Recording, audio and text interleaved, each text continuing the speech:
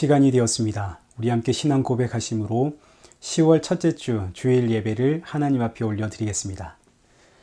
전능하사 천지를 만드신 하나님 아버지를 내가 믿사오며 그 외아들 우리 주 예수 그리스도를 믿사오니 이는 성령으로 잉태하사 동정녀 마리아에게 나시고 본디오 빌라도에게 고난을 받으사 십자가에 못 박혀 죽으시고 장사한 지 사흘 만에 죽은 자 가운데서 다시 살아나시며 하늘에 오르사 전능하신 하나님 우편에 앉아 계시다가 저리로서 산자와 죽은 자를 심판하러 오시리라. 성령을 믿사오며 거룩한 공예와 성도가 서로 교통하는 것과 죄를 사하여 주시는 것과 몸이 다시 사는 것과 영원히 사는 것을 믿사옵나이다. 아멘. 교독문 제84번 우리 함께 교독하겠습니다.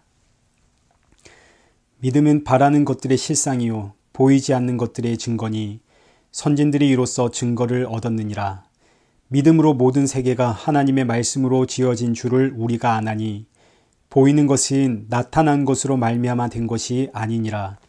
믿음으로 아벨은 가인보다 더 나은 제사를 하나님께 드림으로 의로운 자라 하시는 증거를 얻었으니 하나님이 그 예물에 대하여 증언하심이라. 그가 죽었으나 그 믿음으로써 지금도 말하느니라. 믿음으로 에녹은 죽음을 보지 않고 옮겨졌으니 하나님이 그를 옮기심으로 다시 보이지 아니하였느니라. 그는 옮겨지기 전에 하나님을 기쁘시게 하는 자라 하는 증거를 받았느니라. 믿음이 없이는 하나님을 기쁘시게 하지 못하나니 하나님께 나아가는 자는 반드시 그가 계신 것과 또한 그가 자기를 찾는 자들에게 상 주시는 이심을 믿어야 할지니라. 아멘.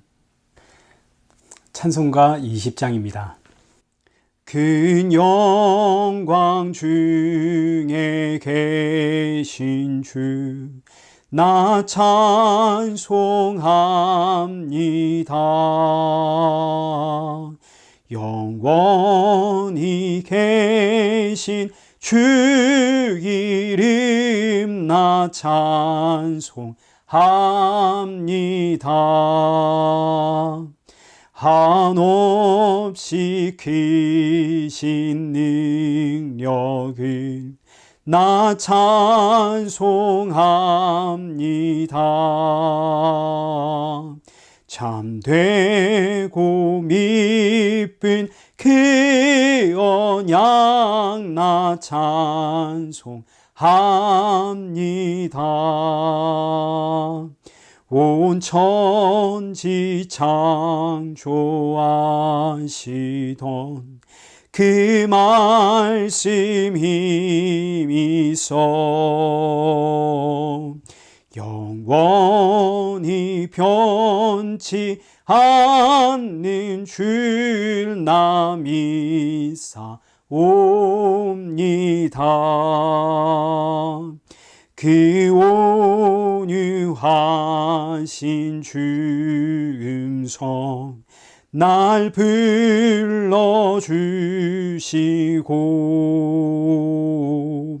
그 품에 품어 주시니 나 찬송합니다.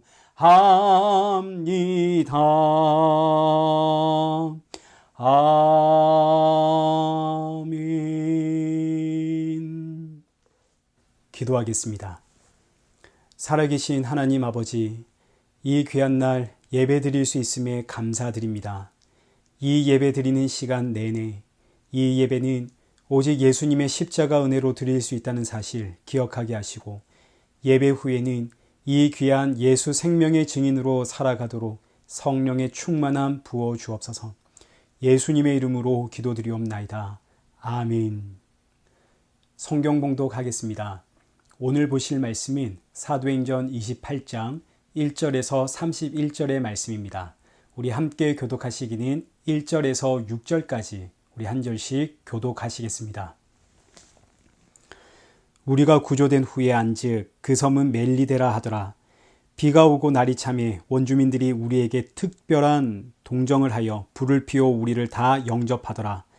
바울이 나무 한 묶음을 거두어 불에 넣으니 뜨거움으로 말미암아 독사가 나와 그 손을 물고 있는지라.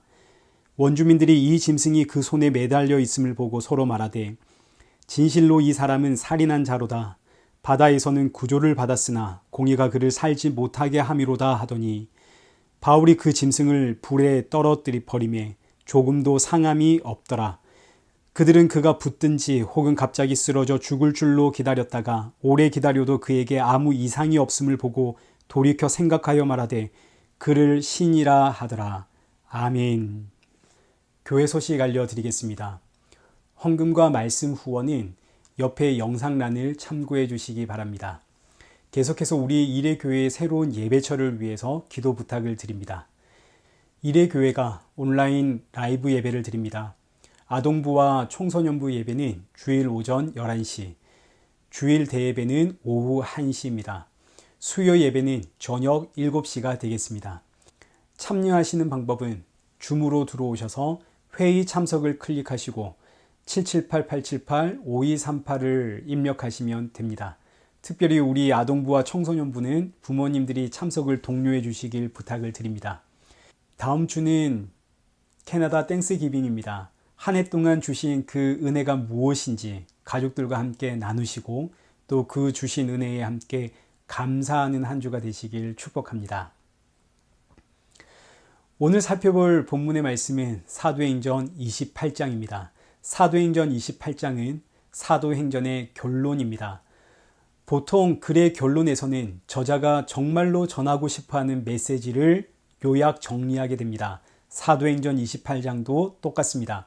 사도행전의 저자가 정말로 전하고 싶어하는 메시지, 그 메시지가 이 사도행전 28장 안에 담겨 있습니다. 그 메시지가 무엇인지를 오늘 우리 함께 살펴보도록 하겠습니다. 사도행전 28장은 크게 세 가지의 사건을 담고 있습니다. 첫째는 바다에서 광풍을 만나 표류하던 바울 일행이 한 섬에 도착하면서 일어나는 사건. 둘째는 그 섬에서 교유를 보낸 사도 바울 일행이 다시 배를 타고 드디어 로마에 도착하는 사건. 그리고 마지막 셋째는 로마에 도착한 사도 바울이 복음을 전하는 사건입니다.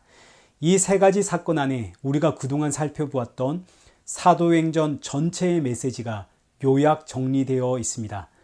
우리 이 메시지가 무엇인지를 첫 번째 사건부터 살펴보면서 우리 찾아가 보도록 하겠습니다. 로마를 향해 가던 사도 바울의 배가 광풍을 만나서 보름 동안 바다 위를 표류하다가 드디어 육지를 발견하게 됩니다. 사도행전 27장 39절에 기록되어 있는 것처럼 어느 땅인지 알지 못하나 경사진 해안으로 항만이 보입니다. 그래서 그 항구를 향해 배를 움직이려고 했지만 이미 광풍으로 인해 이리저리 부서진 배는 결국 바다 아래로 가라앉게 됩니다. 43절과 44절에 기록되어 있는 것처럼 헤엄칠 줄 아는 사람들은 물에 뛰어내려 육지로 헤엄쳐가고 헤엄칠 줄 모르는 사람들은 널조각이나 배의 물건을 의지하여 육지로 이동을 했습니다. 그 결과 마침내 한 사람도 빠짐없이 모두 구조가 되었습니다. 이때 한 사람도 빠짐없이 모두 구조되었는데 이때 이 구조는 누구에 의해서 일어난 구조인가요? 하나님에 의한 구조이죠. 이것이 사도행전 전체의 첫 번째 메시지입니다. 이 땅의 모든 사람들은 다 바다 위에 표류한 인생입니다. 이 바다에서 나를 구원해 주실 분 누구뿐인가요? 오직 여호와 하나님뿐이죠. 여호와 하나님, 보다 구체적으로 표현하면 십자가에 달려 죽으신 예수 그리스도. 바다라고 하는 이 세상에서 나를 구원해 주시는 유일한 구원자는 오직 예수 그리스도뿐입니다. 이렇게 구조된 사람들이 정신을 차리고 보니까 이 땅은 본문 1절에 기록되어 있는 것처럼 멜리데 섬입니다. 2절 말씀을 보시죠. 비가 오고 날이 참해 원주민들이 우리에게 특별한 동정을 하여 불을 피워 우리를 다 영접하더라. 멜리데 섬의 원주민들은 바바리안이라고 불리우는 아주 호전적이고 거친 사람들입니다. 그런데 여기 2절을 보니까 이 거친 원주민들이 특별한 동정을 베풀었다 그럽니다. 특별한 동정을 베풀었다, 이 의미는 평소에는 이렇게 행동하지 않는다는 뜻입니다. 지금 약 300여 명의 로마 사람들이 저 먼 바다에서부터 헤엄쳐서 이 해안가에 도착을 했습니다. 이 사람들은 보름 동안 배 위에서 씨름했던 사람들이고 먹을 것이 없어서 14일 동안 굶주렸던 사람들입니다. 이런 사람들이 저 먼 바다에서 이 해안가까지 헤엄쳐 왔는데 지금 또 계절이 겨울의 시작입니다. 여러분 겨울 수영해 보셨습니까? 저체온증에 걸려서 죽기 딱 좋습니다. 그런데 이 사람들이 기적적으로 모두 해안가에 도착을 했지만 그러나 그냥 두면 이제 곧 죽습니다. 거기다 2절의 기록처럼 비까지 오고 날이 춥습니다. 평소 같으면 이 섬의 원주민들은 이 사람들을 그냥 두었을 겁니다. 죽든지 말든지 그게 무슨 상관인가요? 그런데 이날은 무슨 일인지 원주민들이 특별한 동정을 베풀었습니다. 이거 누가 하신 일인가요? 하나님이 하신 일이죠. 하나님께서 특별한 동정을 베풀도록 이 원주민들의 마음을 만지셨습니다. 무엇을 위해서? 복음 전파를 위해서. 바울이 로마를 가기 위해 배를 탔습니다. 그런데 하나님은 그 배에 광풍을 보내십니다. 왜 광풍을 보내셨나요? 복음 전파를 위해서. 배에 탄 인생들의 그 귀에 복음이 들리도록 하나님께서 광풍을 보내셨습니다. 그리고 배에 탄 인생들이 이 멜리데 섬에 도착을 했을 때에 하나님은 원주민들의 마음에 특별한 동정을 베풀어야겠다 하는 마음을 넣어주셨습니다. 무엇을 위해서? 복음 전파를 위해서. 이것이 사도행전 전체에 흘러가는 두 번째 메시지입니다. 첫 번째 메시지는 우리의 구원자는 오직 예수님 뿐이다. 두 번째 메시지는 하나님이 이 땅에서 자기 백성들을 이끄시는데 그 길은 복음 전파의 길이다. 하나님께서 저와 여러분을 인도하십니다. 믿으십니까? 하나님께서 우리를 어디로 인도하시나요? 복음 전파의 길로 인도하십니다. 사도행전 1장 8절 보십시오. 성령이 임하면 땅끝까지 내 증인이 되리라 하셨습니다. 오순절 성령이 임했죠. 그런데 제자들은 땅끝까지 갈 마음이 없습니다. 복음은 우리의 것이지 이방인들에게 복음 전파는 상상도 못할 일입니다. 그래서 하나님께서 이 백성들을 붙잡고 강제로 이끌어 가시는데 예루살렘에 말 못할 끔찍한 핍박의 바람을 불게 하셔서 성도들을 뿔뿔이 흩어지게 만드십니다. 그렇게 흩어진 성도들이 사마리아로 가게 되어지고 이방 나라로 가게 되면서 땅끝까지 그렇게 흩어진 성도들을 통해 복음이 전파되더라.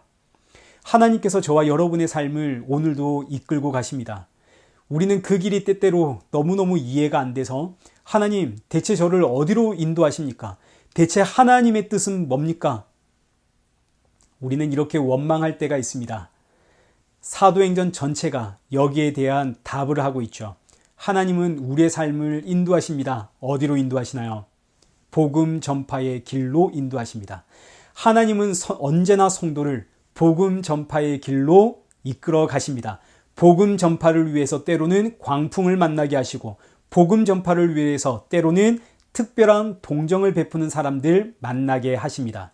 예수님을 만난 이후로 사도 바울의 인생을 한번 보십시오. 언제나 전부 복음 전파의 길이요. 복음 전파의 인생입니다. 자, 이제 다시 본문을 보시죠. 원주민들의 특별한 동정으로 인해 사람들은 불가에 모여서 몸을 녹이게 되었습니다. 자, 이때 3절 보시죠. 사도 바울이 나무 한 묶음을 거두어 불에 넣으니 뜨거움으로 말미암아 독사가 나와 그 손을 물고 있는지라. 사도 바울이 나무 한 묶음을 들고 불에 던졌는데 그 나무에서 독사가 나와 사도 바울의 손을 꽉 물었습니다. 그러자 원주민들의 반응이 4절입니다. 원주민들이 이 짐승이 그 손에 매달려 있음을 보고 서로 말하되 진실로 이 사람은 살인한 자로다. 바다에서는 구조를 받았으나 공의가 그를 살지 못하게 함이로다 하더니. 자, 지금 이 말씀이 무슨 뜻이냐면 당시 멜리데 섬의 원주민들은 바다에서 광풍을 만나는 것, 이것을 죄에 대한 신의 진노로 이해를 했습니다. 신의 진노를 받아 배도 부서지고 겨우 목숨만 건졌는데 지금 여기서 이 사람이 독사에 물린 것을 보니까 이 사람은 정말 용서받지 못할 살인자구나. 바다에서는 구조를 받았으나 공의가 그를 살지 못하게 하는구나. 여기서 공의란 로마 신화에 나오는 신의 이름입니다. 우리가 생각하는 공의가 아닙니다. 신의 이름입니다. 원어는 디케, 인과응보의 신입니다.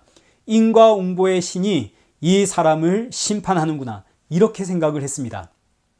그런데 6절 말씀을 보시죠.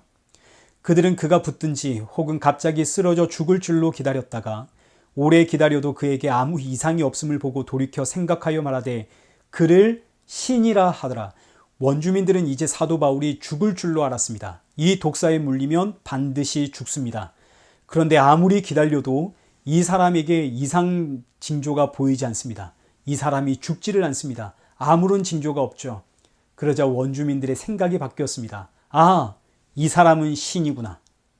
자, 여러분, 여기서 이 사건이 왜 일어났을까요?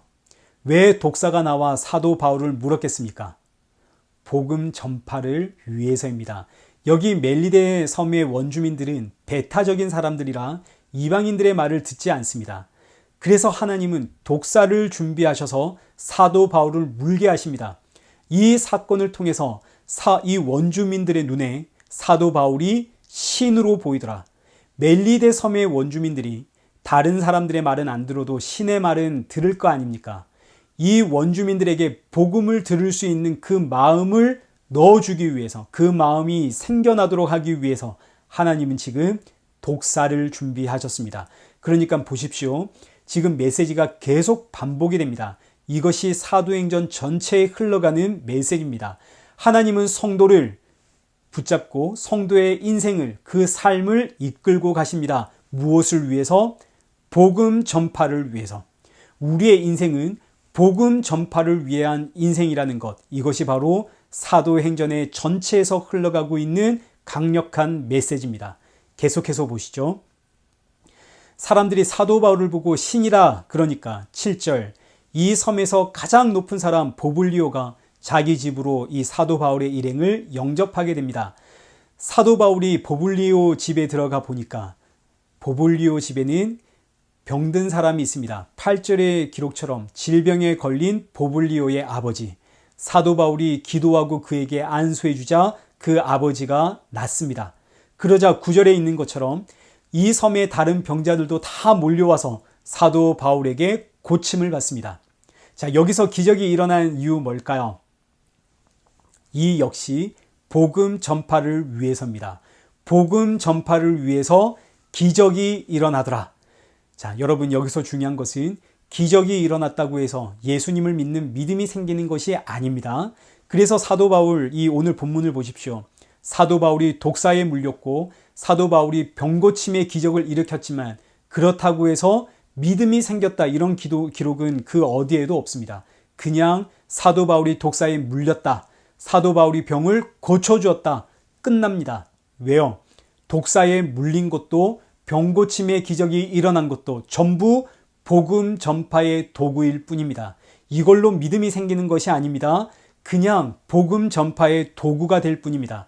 사도 바울도 복음을 전할 뿐이지 사도 바울이 믿음을 만들어서 넣어주는 것이 아닙니다. 기적을 통해서 믿음이 생기는 것이 아닙니다. 이것이 오늘 저와 여러분의 사명이죠. 우리는 그저 복음을 전할 뿐입니다. 이 복음을 증거할 때 그 사람 안에 믿음이 생기는 것은 하나님이 하시는 일입니다. 진짜 기적은 내 안에 믿음이 생기는 거죠. 우리 눈에 보이는 기적은 사실 기적이 아닙니다. 그건 복음 전파의 도구일 뿐입니다. 진짜 기적은 그 일로 통해서 내 안에 믿음이 생기는 것, 하나님이 내 안에 믿음을 넣어주시는 것, 이것이 진짜 기적입니다. 자, 여기서 첫 번째 사건을 통해 두 가지의 메시지를 우리가 확인하게 되는데, 첫 번째는 이 땅의 유일한 구원자는 오직 예수 그리스도뿐이다. 둘째는 하나님이 이끄시는 성도의 길은 복음 전파를 위한 길이다. 오늘도 우리를 붙잡고 하나님께서 우리의 길을 인도해 가시는데, 이 길은 무슨 길이라고요? 복음 전파의 길. 성도의 가는 길은, 한평생의 길은 전부 복음 전파의 길입니다. 자, 이제 두 번째 사건을 보겠습니다. 두 번째 사건은 사도 바울의 일행이 드디어 로마에 도착하면서 일어나는 사건입니다. 11절을 한번 보시죠. 석 달 후에 우리가 그 섬에서 겨울을 난 알렉산드리아 배를 타고 떠나니 그 배의 머리 장식은 디오스구로라. 멜리데 섬에서 겨울을 보낸 사도 바울의 일행은 거기서 로마를 향하는 알렉산드리아 배를 타게 되는데, 이 배의 머리 장식이 디오스구로입니다. 디오스구로는 로마 신화에 등장하는 제우스의 아들로 바다에서 사람들을 보호해주는 바다의 수호신입니다. 사람들은 바다의 수호신 이 디오스쿠로가 이 험한 바닷길에서 우리를 지켜주고 보호해준다 생각을 했습니다. 그런데 보니까 이 바다에서 보호해주시는 분은 누구신가요? 바다에서 광풍이 불어닥칠 때에 사람들을 지키고 보호해주시는 분 누구뿐인가요? 하나님뿐입니다. 바다에서 이들을 지키시고 보호해주시는 분은 오직 하나님. 좀 더 구체적으로 표현하면 십자가에 죽으신 예수 그리스도, 예수님만이 이 바다에서 우리를 건져주시는 유일한 구원자가 되는 거죠. 그러니까 지금 첫 번째 메시지가 여기서 다시 한번 반복이 되고 있습니다. 이 땅의 유일한 구원자는, 우리의 보호자는 오직 예수 그리스도 뿐이다. 자, 이렇게 배를 타고 드디어 사도 바울이 일행이 로마에 도착하게 되는데 13절입니다. 바울이 탄 배가 보디올에 도착을 하게 됩니다. 보디올은 당시 로마에서 가장 가까운 항구 도시입니다.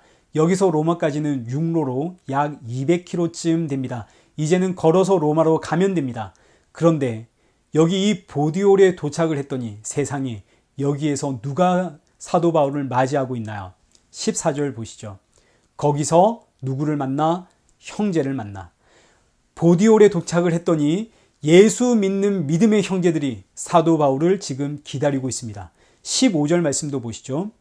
그 형제들을 만나 같이 로마로 가고 있는 그 길에 15절 그곳 형제들이 우리 소식을 듣고 앞비오 광장과 트레이스 타베르네까지 맞으러 오니, 지금 이 말은 보디올뿐만 아니라 앞비오 광장에서도 트레이스 타베르네에서도, 그러니까 로마로 가는 그 길목마다 사도 바울을 기다리고 있는 믿음의 형제들이 있더라, 이 이야기입니다.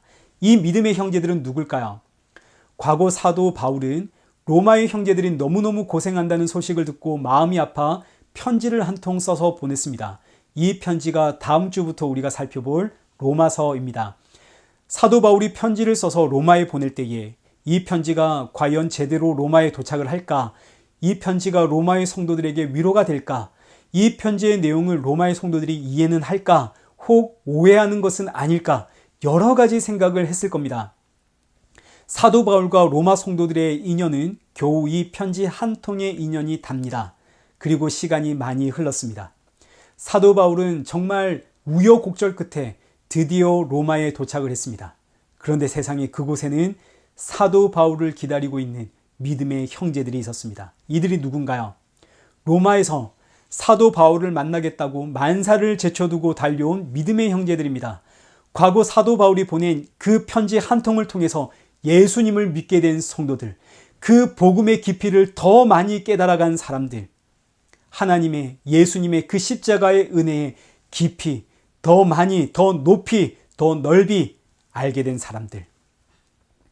여기서 사도 바울이 얼마나 위로를 받았을지 한번 생각해 보십시오.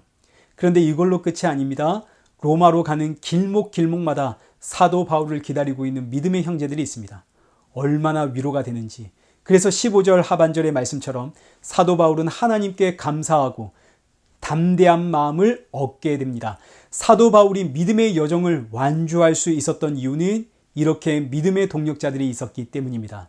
사도행전 전체에 흘러가는 세 번째 메시지, 성도는 홀로 믿음의 길을 가는 자가 아니라 믿음의 동력자와 이 길을 함께 간다입니다.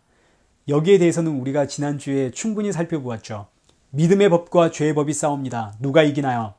죄의 법이 이깁니다. 우리는 믿음의 법이 이길 것 같지만 그렇지 않습니다. 항상 죄의 법이 이깁니다.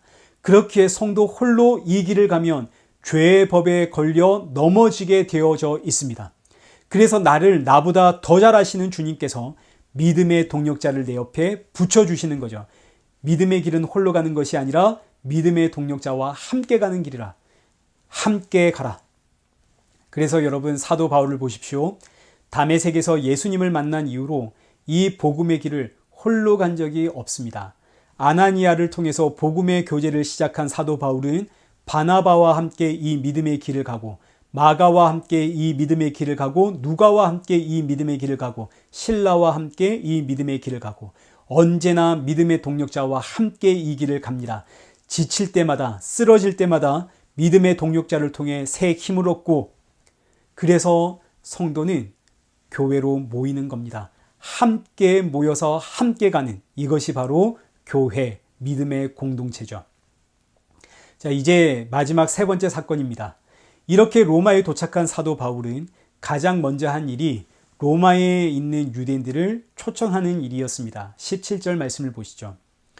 사흘 후에 바울이 유대인 중 높은 사람들을 청하여 그들이 모인 후에 이르되, 여러분 형제들아, 내가 이스라엘 백성이나 우리 조상의 관습을 배척한 일이 없는데 예루살렘에서 로마인의 손에 죄수로 내준 바 되었으니 로마인은 나를 신문하여 죽일 제목을 없으므로 석방하려 하였으나 유대인들이 반대하기로 내가 마지 못하여 가이사에게 상소함이요 내 민족을 고발하려는 것이 아니니라.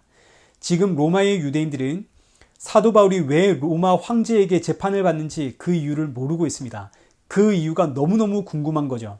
그래서 사도 바울이 유대인들을 초청해서 내가 왜 로마 황제에게 재판받게 되었는지 그 이유를 간략하게 설명하고 있습니다. 예루살렘에 있는 유대인들이 나를 고소했지만 로마인들은 나에게서 아무런 죄목을 발견하지 못해 석방해 주려고 했습니다. 그러나 유대인들이 반대하기로 내가 마지못해 로마 황제에게 재판을 요청했습니다. 그랬더니 유대인들의 반응이 21절입니다. 그들이 이르되 우리가 유대에서 내게 대한 편지도 받은 일이 없고 또 형제 중 누가 와서 내게 대하여 좋지 못한 것을 전하든지 이야기한 일도 없느니라. 이에 우리가 너의 사상이 어떠한가 듣고자 하니 이 파에 대하여는 어디서든지 반대를 받는 줄 알기 때문이라 하더라. 지금 로마의 유대인들은 사도 바울에 대한 이야기를 전혀 접하지를 못했습니다. 그저 사도 바울이 전하는 복음이 문제가 있다, 어디 가든 반대를 받는다 하는 이야기만 들었을 뿐입니다. 그래서 나를 잡았습니다. 대체 사도 바울이 전하는 복음이 뭐냐? 23절입니다. 그들이 날짜를 정하고 그가 유숙하는 집에 많이 오니 바울이 아침부터 저녁까지 강론하여 하나님의 나라를 증언하고 모세의 율법과 선지자의 말을 가지고 예수에 대하여 권하더라. 유대인들이 모였습니다. 아침부터 저녁까지 사도 바울은 그들에게 모세의 율법과 선지자의 글, 구약 성경을 뜻합니다. 구약 성경, 이 율법을 가지고 하나님의 나라, 곧 예수 그리스도에 대하여 증거했습니다. 그러자 24절 말씀을 보시죠. 그 말을 믿는 사람도 있고 믿지 않은 사람도 있더라. 이 말씀이 사도행전 전체에 흘러가는 네 번째 메시지입니다. 성도는 믿지 않는 사람들을 붙잡고 믿는 사람으로 만들어내는 것이 아닙니다. 성도는 그저 복음을 전할 뿐입니다. 복음을 증거할 때에 하나님께서 자기 백성을 찾아내시고 불러내십니다. 사도 바울 보십시오. 그저 복음을 전달할 뿐입니다. 이것이 성도의 사명입니다. 우리는 그저 전할 뿐. 그렇기 때문에 이 일은, 이 복음 증거의 사명은 지금 내가 어떤 상황, 어떤 환경 속에 있는가와 전혀 상관이 없습니다. 감옥에 갇혀 있다 하더라도 복음 증거할 수 있죠. 지금 망하게 되었다 하더라도 복음은 전파할 수가 있는 겁니다. 내가 망했다 해서 저 사람들이 믿음이 안 생기는 거 아닙니다. 내가 망했다 한들 복음은 증거할 수 있고 그 복음 증거를 통해 하나님은 듣는 사람들 가운데 자기 백성을 찾아내시고 불러내시는 거죠. 우리는 세상 그 어떤 자리에 있다 하더라도 복음을 증거할 수 있습니다. 그래서 교회는 예수 생명의 복음을 증거하는 공동체입니다. 교회는 안 믿는 사람들을 어루고 달래서 설득하고 공을 들여서 믿는 사람으로 만들어내는 그런 곳 아닙니다. 그저 예수 생명을 증거할 뿐입니다.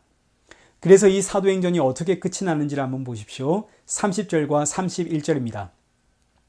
바울이 온 이태를 자기 셋집에 머물면서 자기에게 오는 사람을 다 영접하고 하나님의 나라를 전파하며 주 예수 그리스도에 관한 모든 것을 담대하게 거침없이 가르치더라. 아멘. 사도행전이 어떻게 끝이 나나요? 주 예수에 관한 모든 것을 담대하게 거침없이 전하더라. 이렇게 사도행전이 끝이 납니다. 이렇게 사도행전이 끝이 나기 때문에 사도행전을 흔히 미완성의 성경이라고 부릅니다. 완결이 되지 않았다 이거죠.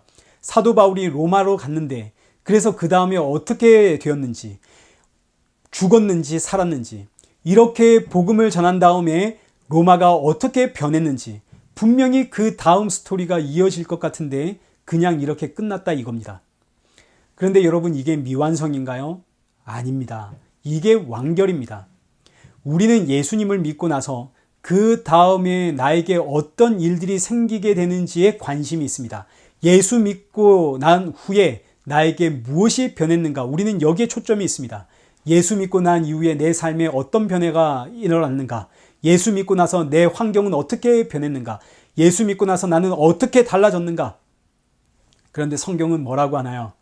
예수 믿고 난 이후에 그 다음에 뭔가 더 있는 것이 아니라, 그 이후에 어떤 과정이 있는 것이 아니라 내가 믿게 된 그 예수를 전하는 것으로 끝이다. 그 이상도 없고 그 이하도 없다 하십니다. 여러분, 이것이 성도의 인생입니다. 이 땅에서 예수님을 믿게 된 성도는 한평생 이런 나를 구원해 주신 예수 그리스도 전하는 것으로 끝나는 겁니다. 그 이상 없습니다. 그 이하도 없습니다. 그 다음, 예수 믿고 난 이후에 그 다음에 어떤 과정이 있는 것이 아닙니다. 예수님을 믿고 난 이후로는 그 예수님 전하며 사는 겁니다. 자, 그러니 이제 여기까지의 우리 살펴본 메시지를 한번 정리해 보십시오. 이 메시지가 사도행전 전체에 흘러가는 메시지입니다. 4가지의 메시지죠. 첫째, 예수님만이 우리 인생의 유일한 구원자이시다. 둘째, 하나님이 이끄시는 삶은, 하나님이 성도를 이끌어가는 길은 복음 전파의 길이다. 셋째, 이 길은 누구와 함께 가나요? 믿음의 동력자와 함께 가는 길이다. 그리고 마지막 넷째, 성도는 그렇게 한평생 예수 증거하며 살아간다. 이것이 사도행전을 통해서 저와 여러분에게 주시는 부름받은 성도의 사명이 됩니다. 이 모든 말씀을 한 구절로 요약한 말씀이 사도행전 20장 24절의 말씀입니다. 우리 함께 이 말씀을 읽고 예배를 마치도록 하겠습니다. 내가 달려갈 길과 주 예수께 받은 사명, 곧 하나님의 은혜의 복음을 증거하는 일을 마치려 하면은 나의 생명조차 조금도 귀한 것으로 여기지 아니하노라. 아멘. 이 귀한 생명의 고백이 오늘 저와 여러분의 고백이 되어 우리 주님 나를 부르시는 그날까지 이 복음 증거의 사명을 쉬지 않는 복된 저와 여러분 되시길 축원합니다. 우리 함께 기도하겠습니다. 살아계신 하나님 아버지, 오늘 사도행전을 끝내면서 주께서 우리를 부르신 사명을 다시 한번 확인하였습니다. 우리 주 예수 그리스도가 우리를 부르시는 그날까지 주께서 우리에게 붙여주신 믿음의 동력자들과 함께 이 사명 붙잡고 모든 상황 속에서 십자가의 증인으로 살아가는 성도가 되어지도록 우리 모두에게 성령의 충만함 부어 주옵소서. 예수님의 이름으로 기도드리옵나이다. 아멘. 찬송가 435장 찬양하신 이후에 축도로 예배를 마치겠습니다. 나의 영원하신 기업 생명보다 귀하다. 나의 갈 길 다 가도록 나와 동행하소서. 주께로 가까이 주께로 가오니 나의 갈 길 다 가도록 나와 동행하소서. 세상 부귀한이람과 모든 명예 버리고 험한 길을 가는 동안 나와 동행하소서. 주께로 가까이 주께로 가오니 나의 갈 길 다 가도록 나와 동행하소서.